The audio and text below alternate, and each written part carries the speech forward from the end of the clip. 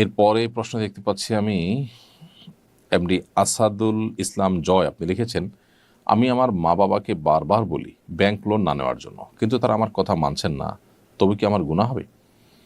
ভাই আসাদুল ইসলাম জয়, আপনার বাবা মাকে ব্যাংক লোন নিতে নিষেধ করার পরও তারা যে ব্যাংক লোন নিচ্ছেন এবং আপনার কথা শুনছেন না, সেজন্য তারা গুনাহগার হবেন। এবং আপনি যেহেতু নিষেধ করেছেন, অন্যায় থেকে আশা করা যায় আপনি আল্লাহ তাআলার কাছে গুনাহগার হবেন না। তবে আপনি যদি ওইটার সুফল ভোগ করেন, সেটার যে লাভ সেটা যদি আপনি ভোগ করেন, তাহলে সেক্ষেত্রে আপনার দায় আসবে। আপনার উচিত সেই লাভটাকেও অ্যাভয়েড করা, বর্জন করা। এবং আপনি নিজে চলার জন্য কোনো ব্যবস্থা না থাকলে নিজে উদ্যোগী হয়ে কোনো একটা ব্যবস্থা গ্রহণ করা, তারপরও হারামের উপর নির্ভর না করা।